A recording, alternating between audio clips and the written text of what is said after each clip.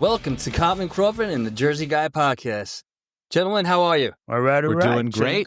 So we got a special guest with us today. Yes. All right. Yeah. Nate the Dog Man is here Yes. with Nate the us. Dog Man. Nate the Dog Man. Woo. All right. How's it And, going, everyone? Good. How are you, my friend? I'm doing good. Yeah, doing it's good. Awesome. Good. Yeah, Excellent. so I found out about Nate from a friend of ours, Mike, Right. that Oh, we from work work. with. Yeah, because he Oh. trained Mike's dog and Yeah, still he trains did. him, I believe, right? You still do work with Mike's dog? Yeah, I still work with Right. Gail. Okay. Nice. Excellent. So, and then Mike and I were talking, and we were driving up to one of the houses, and I was like, you know what?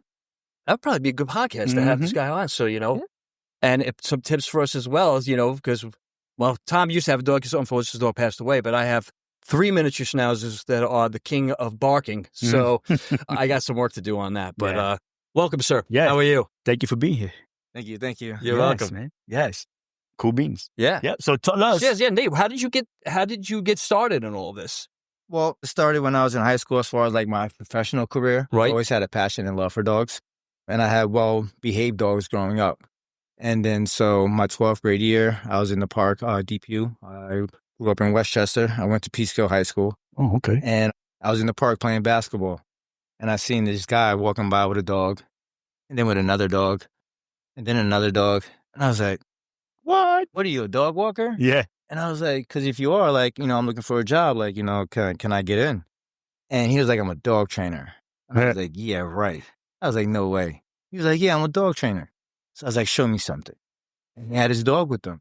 And well enough, he had his dog off-leash trained, impressed me, grabbed my attention, told his dog to sit. Not only his dog sat, but his dog was off-leash and around all these distractions. And the dog was engaged with them. Right. And it was a beautiful picture to watch. Right. And so at that time, my school had an apprenticeship called PI, so I can like find somewhere to go and like do like some, work study program. So I asked him, he took me on, and then that's when my journey began. Been training dogs ever since. Get So- out of here, bro. That's Nah. insane. No, seriously. So like, yeah, in high school, I got to leave half the day and go train dogs. I only had to be there for like 2 hours, What? right?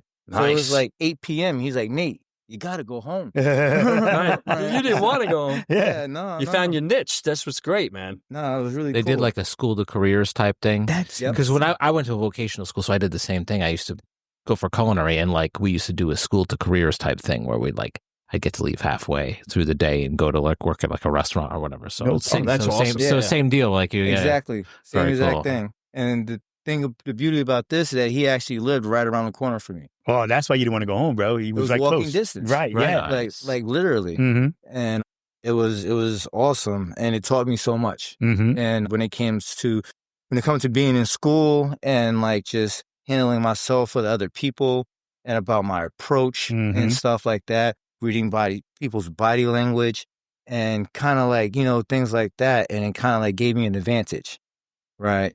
To have things go a little bit more in my favor. Right. You Right. understand what I'm Yeah. saying? Right. Yeah. So it even helped understood and even be You're able to bring- apply those skills even with the people as well. Exactly. That's Yeah, awesome. So it was a wonderful skill to learn. Mm-hmm. So it's a wonderful trait to have, right? Because it's not only I can work with dogs, but it's just animals in general, Mm-hmm. right? When it comes to operant conditioning and classical conditioning, they have all this scientific terminology that would make it seem very complex. Mm-hmm. But Right. we're actually applying this stuff every day of our life, Right. right? Yeah, right. So then when I finally read the book, I was able to understand what I was doing, right?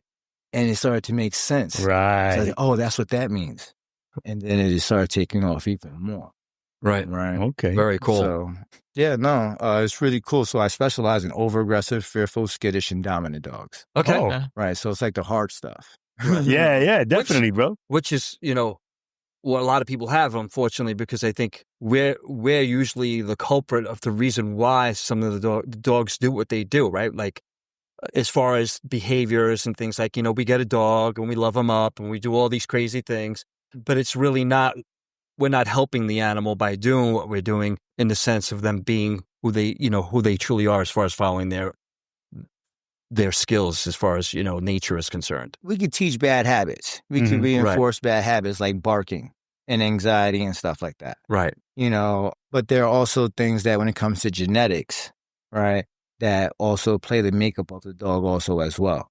Yeah, You know? like certain breeds are known to Right. have certain behaviors. Mhm. Like I know, like I don't know if it's true, but I notice it with the smaller breeds is sometimes it could be a little more aggressive. Like I know, like you would think like a small Chihuahua is like this sweet, adorable Yeah. dog, but a lot Meanwhile- of the times I've Yeah. seen Chihuahuas and they're like, They could be super nasty, but that's Yeah. again, that's yeah. based on how the But is that owner the breed or is that not necessary? There's so many avenues I can go with this. Yeah, yeah. Okay. Okay. Well, go. So, Oh, yeah. I just did a little episode with Inside Edition, and I'm breaking into the house as the owners are putting the food down, Really? right? Wow. And so they put the food down. I come in, I startle them and the dog and whatnot. We want to see the reaction of the dog. Right.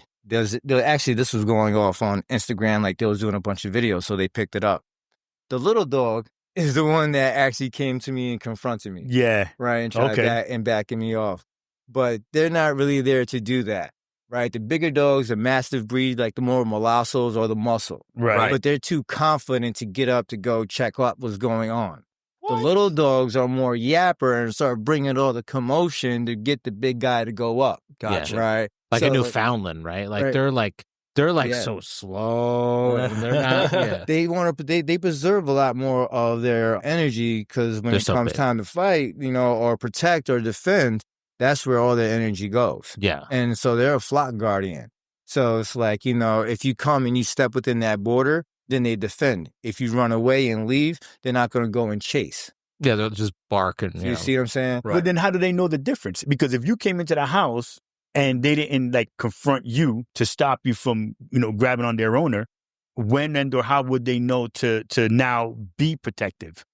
Well, if I understand your question right. So now, sorry. You're good. When we go to the breeds, and that's what also the show was about. Okay. Seeing what your dog was going to do, because to the untrained eye, Mhm. a lot of times people think when these dogs are barking that they're going to protect them. It's Okay. a false sense of security. Fair enough. Okay. Right. That makes Got it. sense. Yeah. Right. It's Right. more of a defense mechanism. Oh, okay. Right. So a true predator is not going to scare their prey away. Right. That's true. You're right. Sure, They're just they'll gonna get lure 'em in. Uh, Exactly. yeah. Like, bing. The light bulb just went Yeah. off. Like, So you see what I'm saying? So, but now in Yeah. personal protection, we condition the dog to bark. So through frustration will equal aggression. Okay. So if I have the toy, so now I am manipulating again, and then having the dog be possessive over this toy and demanding it. Got it. Got it. You see what I'm saying? Right. And then I even give him an opportunity to get it a strike and then a miss. yeah. And a strike and a miss. And then now I have to read the body language. And then when I see right when it's at its peak, boom, that's when I reward. Okay. Right? Because I want to get him at his highest. Right. Right? And things like that. So again, it's the power of manipulation, things like that, when it comes into training the dog. But when it comes into genetics and stuff like that, that's their makeup. So back in the day, when we had more farms, dogs were bred for purpose. Even the small dogs, they were ratters. Ratters, yeah. Right. Like So- Yorkies and stuff like those little that. terriers. yeah. Yeah. They like guys- that. And they naturally do that. They naturally love to chase small things. My three Yes. guys are routers. The miniature schnauzers are routers, and those guys, when they see the squirrels and the chipmunks in Yeah. the yard, man, they lose their shit. So so they start running after it. Like, I don't know why I'm doing this, but I have to do this and boom, boom, right? That's genetics. Okay. So for that dog and that client, right, I satisfy that dog's restless spirit, right? So instead of saying, no, you can't chase this, I provide the yes. I provide the outlet, Okay. right? That gives them the same genetic makeup, chase, capture, grab. So a lot of people are thinking that this tug game it teaches aggression. Mhm. No, it's actually an outlet, Okay. right? Right. Because chase, capture, and I can teach dog to bite and then give him the reward, the fight that Right. he looks for. Right. And then I teach give to me to give back to you, Right. give to me to give back to you. And then I teach my impulse, right? Sit, now chase. Oh. Sit, then I have to add combos. Sit, down, now chase. Give to me to give back to you. So now I'm working you mentally and physically. Right. That's going to equal exhaustion. Mm-hmm. Okay. Right. So that's where these dogs, they have so much drive, right? Because they want to go do something. And through boredom, Mm-hmm. we learn what not to do. Right. Right. Right. Yeah. That makes yeah, perfect sense. All day It does. sense. It does. Yeah. But when you're an owner, right, and somebody gets a dog, they're not thinking this. some people do and get their dogs trained, but then some people don't. Like when I got my dogs, we took them for training. I don't know if you know Chris from PetSmart. He used to do the training over there in Middletown. I'm not familiar with but him. he was a really good trainer. We go and he'd have the corral. He'd have that area where everybody go in and when they're first puppies and they teach, sit down, to help with the barking and all that other stuff and be around other dogs while you're doing the training because they were all young. That's always the beginning. And then you go to the next step. So we got some of that stuff down. They're good at that. My guys, the issue is the barking, and what you were mentioning too is the router thing. So that's probably something that they probably need to work on too because they're probably not getting it the way they should. Satisfied. The satisfaction that they absolutely need an outlet. Yeah. Most clients of mine that are new-time dog owners are under this conception that the dogs come genetically programmed to understand what sit, down, right, come, yeah. right? That's not it. We have to condition these things. Right. Right. And then we use them as tools later in training. Right, yeah. Okay. Right. That's the bigger picture, right? And then also I teach the leash. Most people put the leash on just to go for a walk. And then they're behind their dog yelling, get off the couch or don't do this, stop doing that. Yeah. They literally turn into the dog behind them barking. Rah, rah, rah, rah, rah, rah, rah. Oh, okay. That makes sense. That's hilarious, bro. Never thought about that. But it's true. Never thought of it's all day. I didn't even think of that. Yeah. That is fantastic. Yeah, you're literally barking at the dog. Yeah. Holy shit. Except you're using words, but they don't, I mean, they understand certain words, but, like to them, you're barking at them. Yeah. Hence why I say I speak dog. Yeah, man. Yeah, man. Yeah. Yeah. So That's it's a lot great. it's a lot of fun stuff. Yeah. And dog training is not rocket science. Okay. Right? It's really not. And here we go again with negative reinforcement. Oh, I don't use negative reinforcement. Right?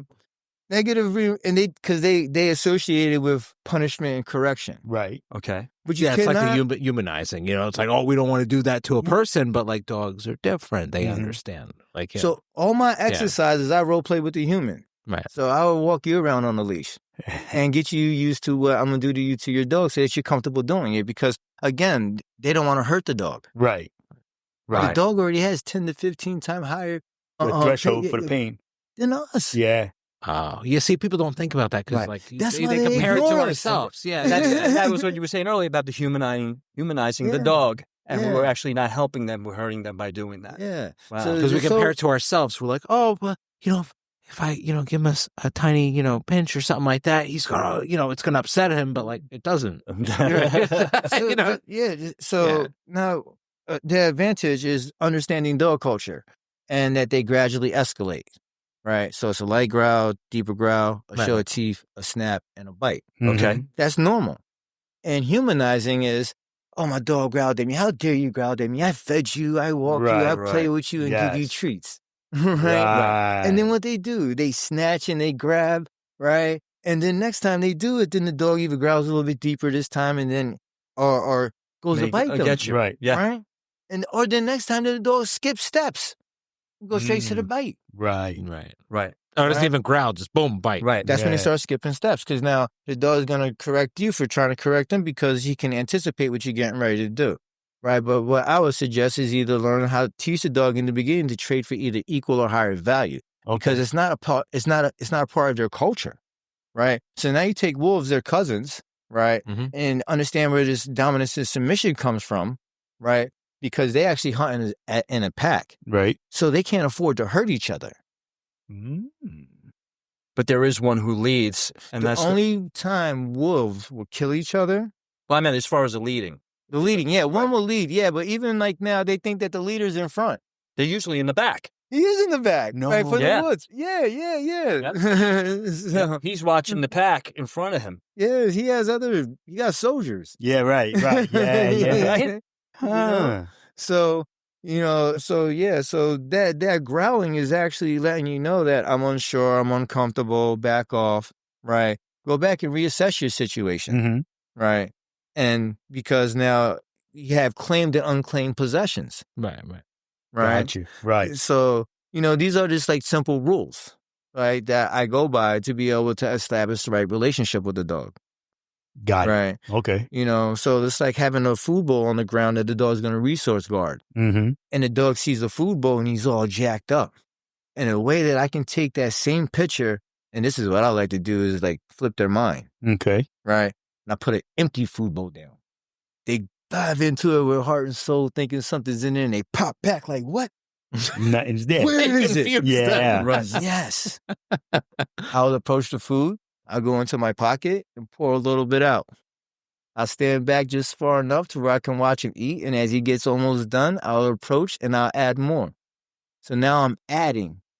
And so he sees you as someone who's providing food for him. Yes. So later I can help change that dog's perception with the kids running in and out. Not growling or protecting the dish. Now when he sees a hand in, he assumes more food. Yeah, but the first body language that I look for is when they approach. Mm-hmm. You start seeing softer body language. Nice. Versus stiff, intense. Right. Because think about it, it's the same thing with me and my mom. Right? She used to eat off my plate until a certain age. Right. Right. Right? Yeah. Right? She raised me and my brother, right? And so, we go out, she would, make a little plates here and there, and then we get older and we get a little bit bigger, and I'm like this now. Right. This is my mind. Yeah. Right. Yeah. It's true. Yeah. It's true. Right? Very true. There's certain things we do up to a certain age. So that's another reason why the dog staying with their mom and their siblings is so important, so that they can learn their culture. Okay. Got you. So it's not good. So is it not good for them to be taken away from the mom early, the way, because puppies are born and they're usually what? What's the earliest that you can take a puppy? By rule of thumb, we're like on that 8 weeks. Right. I think that's what my guys were when we got them. weeks. We went to Tennessee and got them. And as you see more today, you're hearing younger and younger, and that dog doesn't get to understand its culture. Gotcha. So now when it's playing with other dogs are getting overwhelmed and doesn't understand when it's correcting him, telling them to knock it off. They're still playing like it's a joke. Right. There's a bunch of, I can go into so many different fields with this, but but it's important when it comes to dog culture for them to understand their culture. And that right there, they get from like up to about eight weeks, because, mom might have to look at, just stare at this one. And he's like, okay, I'm not going to do nothing. Right. This one needs a little bit of a growl, right? That one needs a snap. That one needed a little knock it off, right? And they learn that, right, from their mom. And then amongst each other too. Okay. Yep. And things like that. And another thing that too about like puppy selection when it comes to the genetics, right? So I have clients come to me and they want to serve this dog a therapy dog, and they want to go and select a dog. And let's say the litter is five out of inside the litter. Mm-hmm. You have 3 of them that are up front. Hey, pick me. You got the 2 little cute ones in back already shy and stuff like that. Those 2 already in back are lacking confidence. Okay. Right. So those are the dogs that you can do everything right, socialize them, do all this other kind of stuff, but then they come to a certain age and then you start seeing to be able to approach their fears and other things start stemming out.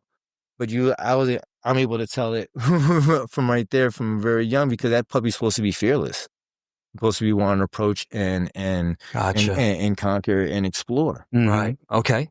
That makes sense. So it's better for a therapy dog, get the ones that are quiet. No. Oh, no. Make me sure. It's lacking confidence. The ones, okay, right. You want the ones that aren't lacking the confidence. Yeah. Yes. Okay, making But sure. those, I'm assuming, then those would need more work to get them to where they need to be as far as their confidence is concerned. Yeah, so like, again, like, we get these dogs unexpectedly and they get into the house, they'll form a really good relationship with you and stuff like that, come to your house. So I'm not saying it's written in stone, but the percentage of that happening with that type of dog from that litter, right? I have seen that kind of like been more of the storyline. Okay. Okay. I get that. All right. Now, something you said before with the bowls. So I've heard people that I know that have dogs, and when they go they'll feed the dog, and then they'll put their hand in and take some of the food out. Is that is that a healthy practice? When they're themselves are trying to, like you said, because, you're the expert, so you do all these things. Somebody who's like, I could do this shit by myself, is that like... If you do it early enough time and you're not really taking the food and the dog's comfortable with you, you're going to see the dog's going to be all right. Okay. But like, say that's an adult dog. Yeah. He's like, bro, you're going to get bit. You don't want to do that. My system will be a little more safer. Right. Okay. And then with that, I'll be able to add food, and then while the dog's eating, still have my food there. It won't be as a threat because I'm adding. Okay. Right. So, and that system too also helps dogs that already had made the mistake, or already had that behavior of behaving that way, and I want to change their perception. That right there is like one way I would start introducing feeding the dog. Okay. I heard of another method. I remember hearing it years ago. They said if you have a puppy, like they say when you're feeding them, to hold the bowl while they eat. So they're used to you holding the bowl and your hands around their food. Is that another method, or you don't think that is effective? Is that a right approach? Everything is, I'm not going to say it's right or wrong, but everything is the power of association. Okay. So once a dog starts associating that as a young age, then it's more of a way of life. So it won't be it's brand new. His So hands as on he the gets dish. It's not a older big deal. and you end up doing that, it won't be like the first time. So it's not right or wrong. Right, but it's a different, just a different. It's a way of associating, and now still, again, same concept, letting the dog know that you're not in threat for its food. Right, and the dog's still comfortable eating, and the dog still gets to eat, stuff like that. Everybody's still comfortable because that energy is there. Right, and stuff like that. So again, it's not bad or good unless something bad happens or a dog has a bad experience. In that situation. Right. Like all of a sudden someone pulls the dish away. Like what? What the heck, man? Yeah. But so that's basically what like dog training is at a young age, is just like being able to go out and having a good experience. Right. And even if dog doesn't have a good experience, humanizing, sometimes we try to coddle the dog and say, "Oh, it's okay." Right. And at that moment, we can be hurting the dog because now we're reassuring the insecurity. Right. Got it. Makes sense. Yeah. So, analogy that I like to tell people when it comes to like building confidence and being able to have them figure things out on their own, because I grew up watching National Geographic. So it's just like, I just love nature. My mom got me like Trials of Life and stuff like that. Nice. So I'll sit there and I watch these things over and over again. And there's this one episode where there's a mama bear walking in the woods with her 2 cubs, and she crosses a stream, and one of the cubs goes in the water and crosses it with no problem. And the other cub is sitting there calling out for his mom. And mom just continues to slowly walk away. Right. The little brother's with mom, and the puppy starts, the little cub gets even more anxious. Right. There's nobody there to push him in. Right. And he realizes that each step that mom takes decreases my chances of survival. Okay. Got it. And he has to face his fear. Okay. And he jumps in, right? And he makes it across. Okay. And what does he do? He celebrates.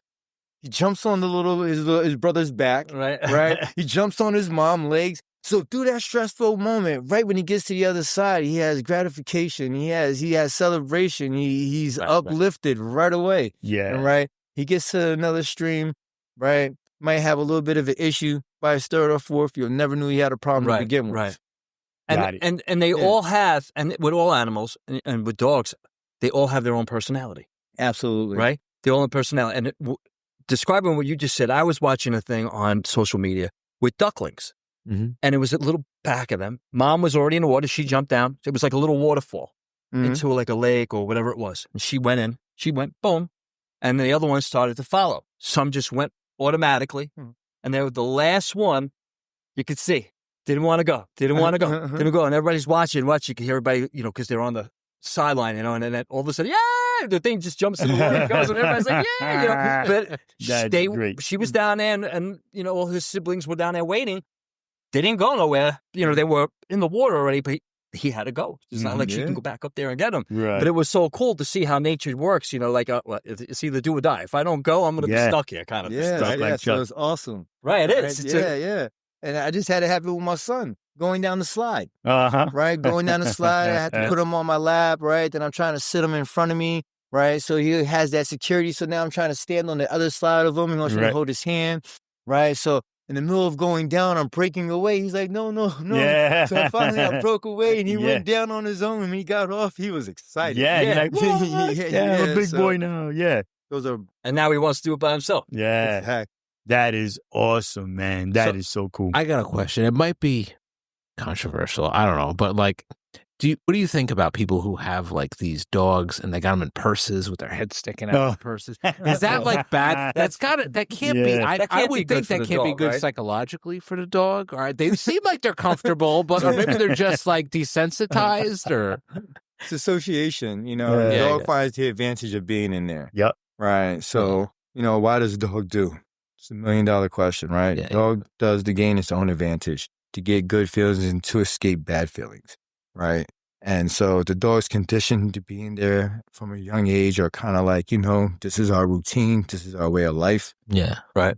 It gets conditioned. Mm-hmm. Right. Got it. Yeah, that makes sense. That's just crazy. I know. I see that shit. I'm like, oh my God. Like it looks like a bag you take to the beach or something like that. Well, have you seen the ones in the stroller? They have the puppies in the strollers and stuff like that. I'm like, oh shit. Yeah, no. So, I think that's ridiculous. Well, people do that. I'm Go ahead. guilty as charged in that, but she had joint issues. No. I'm talking about like this. If the dog doesn't have issues and it's not a dog. Yeah. We said, I'm in the business, right? Yeah. So it's like I'm not a fan.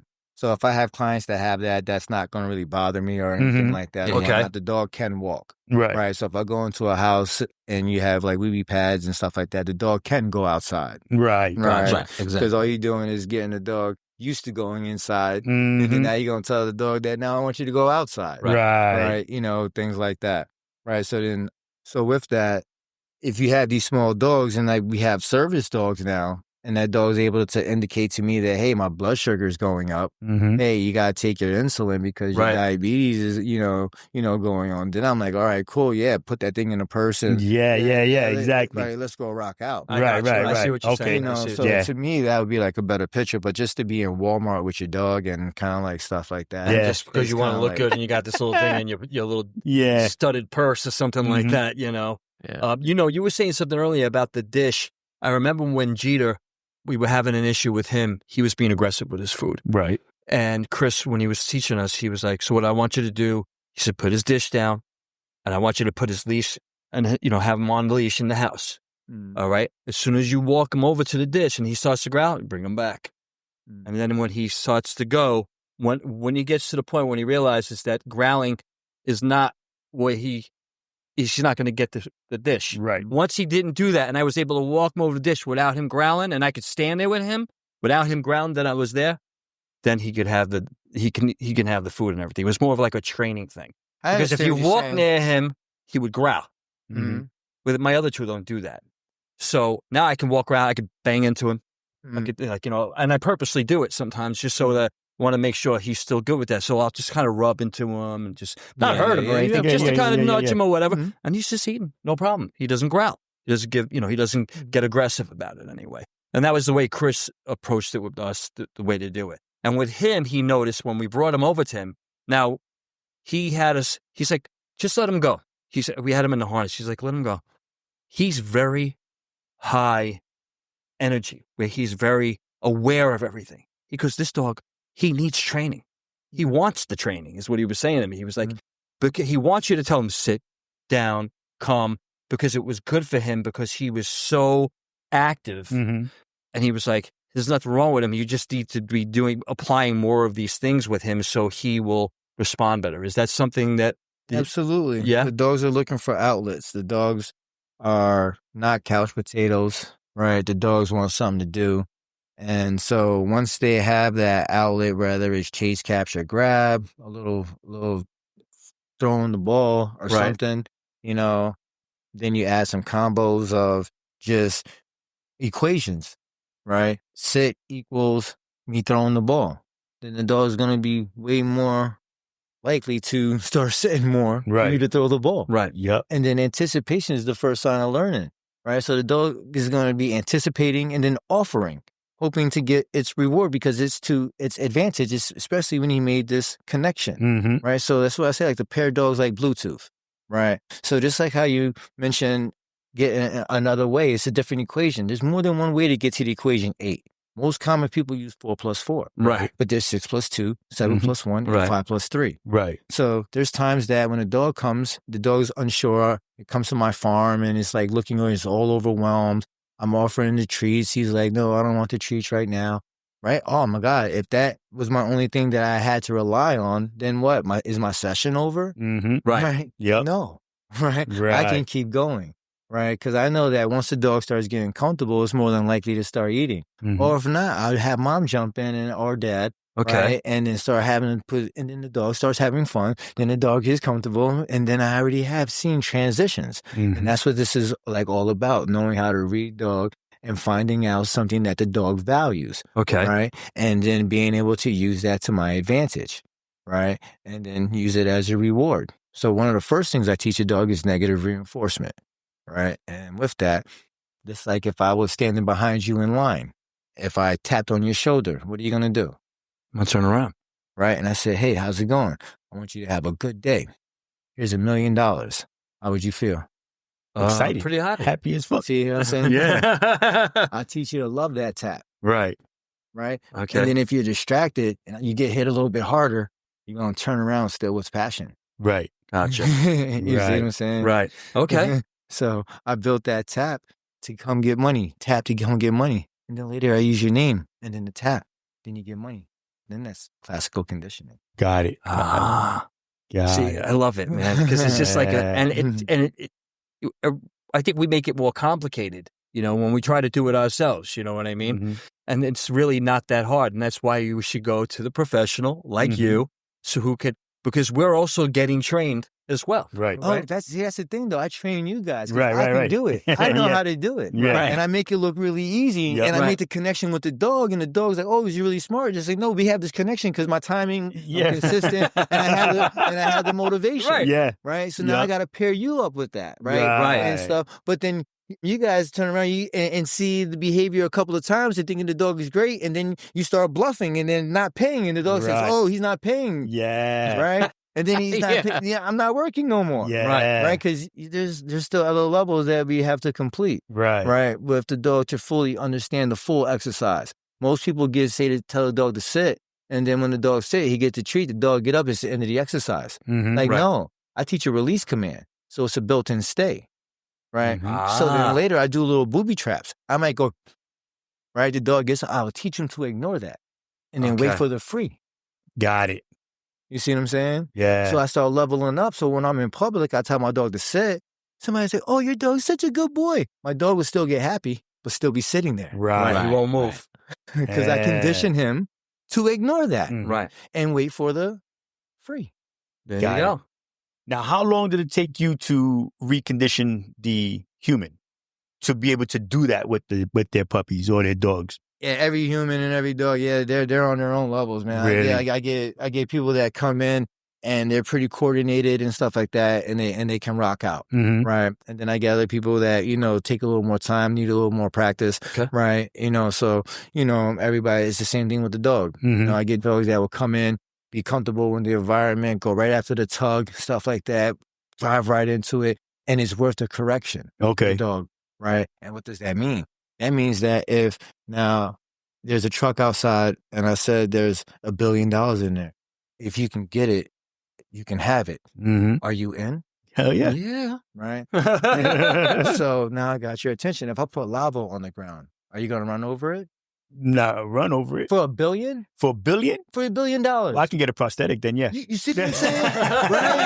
Right? Yeah. I could put glass on it. Yeah. Right? Right. For me, you're not stopping me unless you put a harness on me. Right. Okay. Because Okay. I'm going to be running my fastest and I'm going to blow Yeah. through this, right? Okay. Right? Because if it's not going to kill me, Okay. I'm going for it. Okay. $1 billion. Right. Fair enough. Think about this. Yep. Right? If I set this up for you right now and that money's in there and they say, hey, if you can get it, you can have it. Yep. Right. You're going Right. to figure out a way to do it. Right? Don't you go, yes, I'm in. Yes. Okay. Right? My finances is like nowhere near Yeah. that. Exactly. Exactly. Yeah. That's all Right. right. They got people who run with prosthetics. Yeah. know, Yeah. right. Tink, tink. Poor little tink, tink. So it's Think that so. motor, right? Yeah. I'm all right. Yep. So with that, if you put a harness on me, that's the only way you're gonna stop me. Right. And then not only that, I might try again. Yeah. Right. So then if I give up and then whoever's running the show turns around and gives me like a $500 million for just trying to, I'll look at you like, wait, I just went through all that pain and suffering. Yeah. Mhm. And And if all I'm I'm gonna getting is sit- half. No, but if I stood here, I could have avoid that. I could have avoided all that and just sat here and got half. Yeah. So then tomorrow I'll bring you and I ask you the same question. And now you get to make a choice. Yeah. What are you doing? You going to go through all this pain and suffering, or are you going to sit here and take this half? Right. You're not entitled. I provide. Right. Got it. You. Yeah. I love the psychology. Yeah. So that's why I got to capture you. Mm-hmm. So now if I bring dog out, right, depends on there's levels, right? Mm-hmm. And if, so I want the dog to be engaged. Like, there's nothing, like, all I have eyes is for you. Yep. Right? I want to be connected. So I condition my dog to accept what I offer. So I make the dog work for kibble. Mm-hmm. I make him work for his essential food, for what you need to survive. Yep. Because if you blow me off and probably like looking and chasing after that bird's more important, I'm going to take that portion out. Gotcha. And give you another opportunity tomorrow. Yep. Right? And then later, now I got you working for your food so that now when I offer that hot dog, I just have more value. So now I got my $50. Now I got my $100. I see. I see what you're saying. Yeah, that makes sense. Right. You up the ante for them. Yep. Yes, because I don't want to stay boring. Right. Otherwise, they're not going to get it, or they're going to continue to go after it. Yeah. So science says a predictable reward system is boring. Mm-hmm. An unpredictable reward system is fun. Right. That makes sense. Yeah, all day long. Yeah, it does. Yeah. Okay. So now, if it's predictable, you know it. Yeah. Right. Exactly. Yeah. Uh-huh. Yeah. So now, how much harder is it for you to train as, say, a rescue? Like, is it that much harder because you don't know their background as opposed to a puppy that it's, like new learning? Let's say for me, not so much. Okay. Because, I'm in tune with the dog. Right. I find out very quick about the dogs don't lie when it comes to their body language. Right. So they're not going to, fib about how they feel. Because they could have come from an abusive home, right? Or they could have been abandoned somewhere and somebody picked them up and then they went into there's other things incorporated in there. What's going on? Look, I went into a house that I was getting ready to knock on the door and I heard so much yelling and screaming inside that house that I was getting ready to turn around and walk away. Right. It was like toxic. Right. And I sat there for a few, and as I was getting ready to walk away, the door opens. I'm like, oh man. Yeah, they caught you. I do this now. And what blew me away the most is when she answered the door, she was completely normal. Hi, come on in. I was even more like, whoa. Yeah. Right. But wait, before you go further. It's like a two-faced thing. Well, yeah. But were they yelling at the animals or to each other? To each other. Okay. It was at least at that moment, right? Yeah. You get the door. No, I don't want the door. Right? Kind of it wasn't about, they was just going back and forth. I'm in the house, they act normal and whatnot, but I'm trying to act. But after all that tension and stuff like that, that dog was just eyeballing me. You can see the tense and everything. So I can see the dog was looking at me. He actually almost caught my finger. Yeah. Right. And stuff like that. So that dog, no training, no nothing, just got out of that environment, went to another house and was fine. Ooh. Right. Because if, like human beings, if you're in a toxic situation, you're going to act out. You're going to be in a certain way. Yeah, so it's not like just written in stone, right? Okay. But a lot of these things too, because when you see a dog and you know about genetics, right, and you see him outside of the environment, the dog's comfortable, really kind of stable, nothing really bothering him, relaxed, this, that, and the third. But when he goes back into the house, that's when he's tense. Right. So now with dogs, we understand triggers and stuff like that. Right. So we can anticipate and predict what's going to go on. So out of the house, the dog's fine.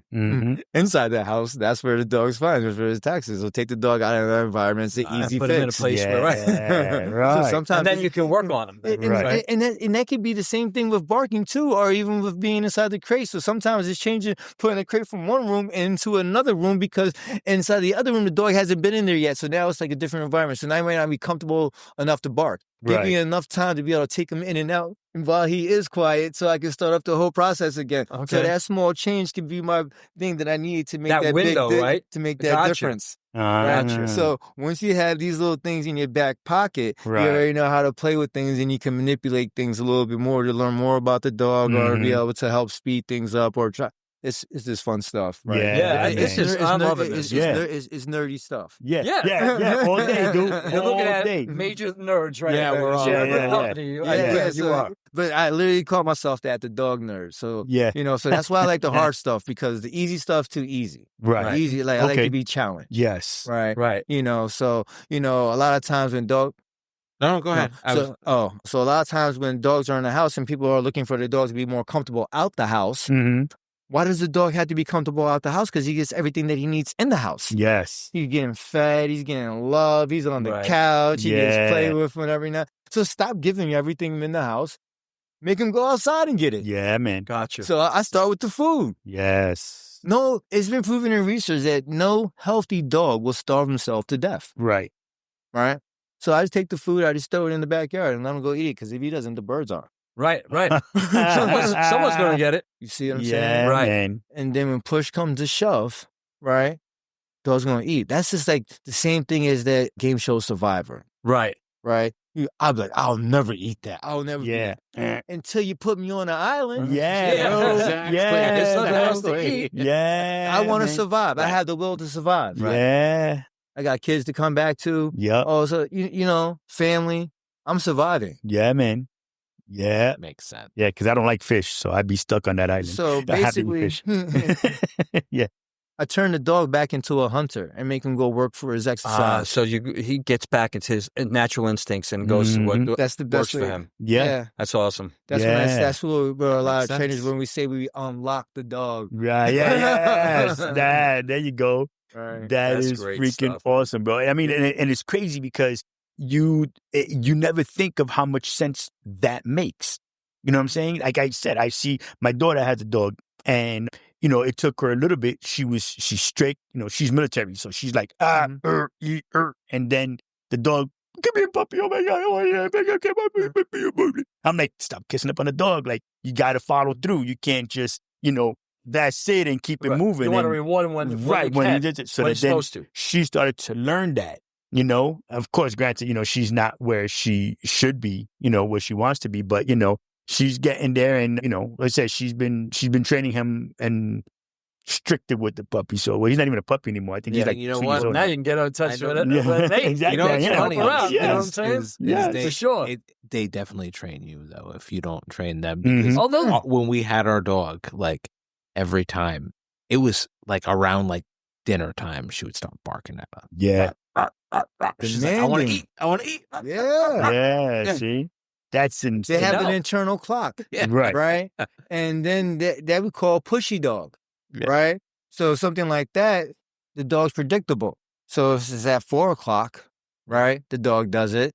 So at 3:45, I put lead on dog. Mm. Dog do it. I can pump dog. I can address dog. Ooh. Yeah. okay. So, that's what, that's how you change the little game. Behavior. Because the dog you already know what the dog's going to do. Yeah. Yeah. So once I show you what to do Yeah. and how to get ahead of it, things like that. Right. So these animals are so clever, right? And so after doing dog training and stuff, and people like to humanize, this is the story I tell them when it comes to payment systems. I used to be playing on the playground at family function, and then my uncle will call me off the playground to go get him a beer from the cooler, Mhm. right? Okay. But he'll be just waving his hand at me.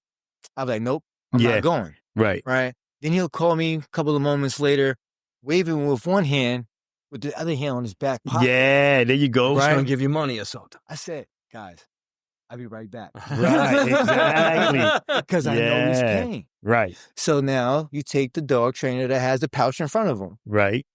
I know she's paying. Yeah. Put The the pouch reward is behind her. She's not paying. The Yeah. behavior goes away. Yeah. That is awesome. I It's like just- that, bro. It's just it's so cool how because we complicate it, Mm-hmm. because we don't know. Mm-hmm. But when you get someone like you who knows that and it just makes sense, and you're like, okay, Yeah. that makes sense. That Yep. works for that works. Yeah. Don't worry, we're gonna be in touch because my dogs need some work. Yeah. I'm looking forward to it. Yeah, man. No, man, Hell no. yeah, No bro. doubt about it. Yep. And let me tell you, overall they're good dogs, but there are some things that they definitely can use some work on and correcting. But overall, they like they're crate trained at night. Like I said, I told you earlier, they're bonded, right? So originally we were going to separate them, and it was just not working to have them both in the different kennels. But they were so connected to another because they were the last two of the litter. Mhm. So they were together. And I think that when you looked at all the other pictures, they were always together. I was like, you know what? They're bonded. Leave them in there. They're fine. But they know that the kennel is theirs. That's where they go when they have to go at night Mhm. to go to bed. Like I said, kennel. You go right in. Open the door. And I close it, and they do. Jeter, too. Jeter goes right to his kennel. He knows I don't even have to tell him. He just goes, and he goes right in. So we did the certain things right, and I know there were certain things we didn't really follow up well enough on, and so we're going to have to work on that. But overall, I love them. That, that's my family. So, we take care of them. We're always looking out for them, So and I love my dogs, Oh, yeah. for sure. That is great. And that's why I wanted to have you on, too, because I'm like, that, when I was talking about it, I'm like, that would be a really good podcast to have on. And I'm glad we had you on for this, because that, just everything you were saying and what you were talking about was just, even for you, Kenny, because Kenny's not really a dog guy. Well, I'm allergic to all. And he's allergic to it. Now, my guy's a hypoallergenic. Yeah. So for him, it's easy because he has to worry about it. He could pet them and everything, and he won't get it. He won't break out or anything like that. But he was, because he's allergic, so he really never was. But I'm sure this was good for you too, right? Oh, yeah. Listen to this because it's so educating and it's just mind blowing. Yeah, but I know so many people that have pets, that just hearing everything that you said tonight changes their thought process. You know what I'm saying? So it's always that little thing, like you're saying, it's that little thing that's like, boom. Now that makes sense. The three of us sat here like, no shit. He's got dogs, and he's saying, get the fuck out of here. Oh my God. Listen, that makes sense. When I watched Cesar Milan, a lot of the stuff you were saying, I was like, this guy must be like, in a sense, like a clone in a sense, because a lot of things you were saying were like the way he speaks. We humanize the dog. We're their worst enemy because we make those happen. Right. And when he talks about it, you're like, oh man, so easy. And when he gets the dog, like you were just saying, when you have the dog already knows you're connected. He knows. It's amazing to watch him. And it's like, wow. And people look at him like, how the fuck did he just do that? Yeah. He just met this freaking dog, and he's sort of, let me change the leash, let me do this. And then he's got, One of the best things that I do that really blows people's minds is when they think they have an aggressive dog. Right. Right. And what I end up doing is taking the dog in my possession. So if they hold the dog close with one hand by the buckle, and with the other hand, they're going to extend the leash out to me. And they're going to move away from the dog. Right. The dog is not aggressive, is not going to turn and try to attack me. He's going to be more concerned where mom and dad's at. Right. So it's going to be doggy in the middle. Yeah. The dog sits there and he's more worried about getting over there. Yeah. Right. So then what I end up doing, I pressure on, pressure off. So I'll take the dog to mom and dad, and the dog does this. Yeah. And then I do like a little light countdown, and then I'll pump, and I'll make the dog walk away to walk back, to walk away to walk back. Once the dog starts to understand, oh, I'm coming back and stuff like that, you'll see the dog shake, body language starts moving around. Then I start being able to start moving right away. The dog doesn't want to bite, And it's just like an anxiety thing almost, in a sense, right? It's a back door out of stressful situations. Okay. I got you. So they will start to learn that I behave this way. Either they leave or we leave. Okay. Right. Things like that. Yeah. Because a lot of in that times, whoever's handling that dog is insecure as well. Mm-hmm. Right. So a lot of that tension and insecurity is coming pulled up from the leash. Right. So that's like being in a barber chair, and then the barber's getting ready to line up your beard. And he's shaking. Mm-hmm. Right? Hell yeah. And he's sweating. Yeah. You gonna let him touch you? No. Yeah. You're gonna mess it up. Yeah, bro. Right? Yeah. Back off. Yeah. Right. So you want to be confident. One of those things in those situations, I instill confidence into mom and dad. Right. Wow. Because one of the first things I show them is that the dog is not going to bite. Right. Right, because you can't think in that situation, right? Because you can reach to the point of no learning when you're in that stressful situation. Yep. Here's another example. There's no cure for being scared of heights. Right. Yeah, So- I know it. At 5 feet, you catch a ball 100%, right? You're not bothered, so I quickly move to 10 feet. 10 feet, you catching at 65%. You're sweating and you're looking over the edge. You're not passing. You're not failing, but there's a lot of room to work.